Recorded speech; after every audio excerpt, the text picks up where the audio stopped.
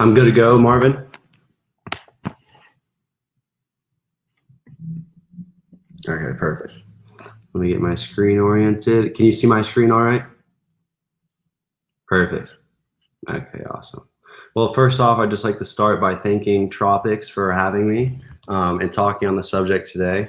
Let me go back a slide. Okay, so here we are. Hello, everyone. My name is Mason Wittman, and today I will be discussing why SMMEs are the backbone to South Africa's economy. It is my firm belief that SMMEs are the median for transitioning the Kazi economy towards economic empowerment, offering millions of more jobs and a significantly higher standard of living in short time. Now, what are SMMEs? SMMEs are small, medium, and micro enterprises. These businesses range from your spaza to your cafe, branding company, print shop, hair salon, food trailer, fashion designing, incubators, hydroponics, energy production, the list goes on. You get me. Anyways, now these businesses sometimes don't seem like much to the naked eye, but they're actually so vital to a country's economy because they create diversity in ownership, employment, tax-paying registered businesses, and they provide a service for communities which often help standard of living. Now, McKinsey recently published an article in July titled "How SMEs Can Survive and Thrive Post-COVID in South Africa." Now, this article analyzed how thousands more small businesses offer great hope to the people of South Africa and their economy. Looking at these two red circles here, South Africa only has 25.8% of private sector jobs being made from SMMEs, a steep drop off from the EU at 68%. While EU's GDP is dominated by 57% from SMMEs to South Africa's 39%. So the majority of the EU's GDP actually stems from SMEs, and that just highlights, how conducive they are to supporting, your country's GDP. Beyond that, now, why has South Africa been struggling in supporting SMEs? Here's my simplified analysis of the broken ecosystem I've seen firsthand. You start with your township entrepreneur. Let's say for a food trailer in this example, she has passion, drive, experience, extremely low competition, and she approaches a bank for funding on her idea of bringing a liquor option to her area.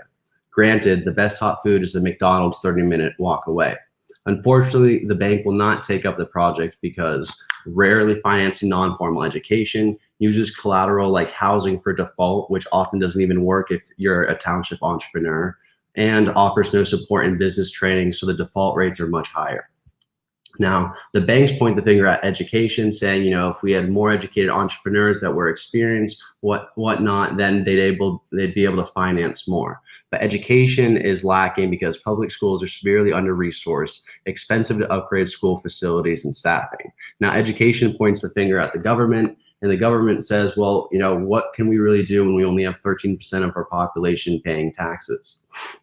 So this is kind of the broken ecosystem that I've analyzed in how often the township entrepreneur goes unfunded. So now, this broken cycle can be fixed swiftly through leveraging modern technology, combining initiatives between public and private sector investment, and practicing something known as sustainable financing. Sustainable financing is social, environmental, and community gains alongside profits. And yes, that's possible. Here are some of the items, mutuals, and practices to provide a conducive environment for our SMME partners to succeed. So when we finance an SMME, we finance through asset-backed investing. We purchase essential assets for our partner's business, but own the asset in our name until they pay back the principal. The reason being is we don't take collateral and we essentially take on all the risk for the entrepreneur. You can't get set more behind by working with us.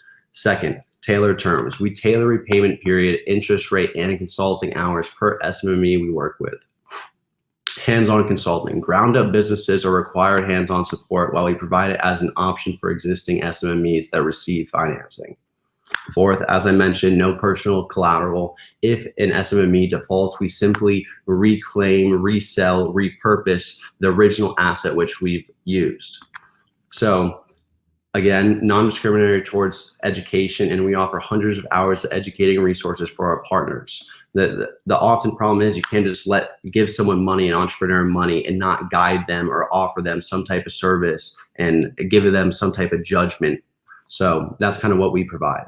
And then in short time, we will be providing technology which manages accounting, performance, employee payroll, and more. So this is a huge part of Mutualism coming in soon.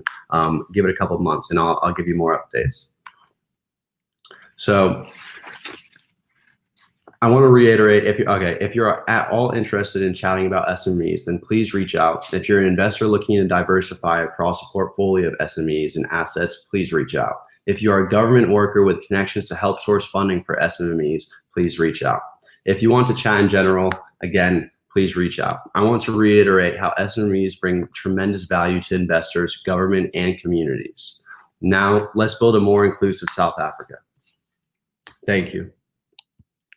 And I guess there's no Q&A part of this, but this is where I would love to, kind of communicate with others and discuss my beliefs on SMMEs and why I think they are completely the future of South Africa and how there can honestly be thousands and thousands of them developed. And that's what's needed to start this, to really build this backbone of an economy. I think it's the best example to look at, thriving places like the EU, and it demonstrates how many SMEs that they utilize in their economy and how that's, really how they're able to thrive. So yeah, that's it. Thank you. Marvin, do you have any questions for me? Anything that you want to go off there?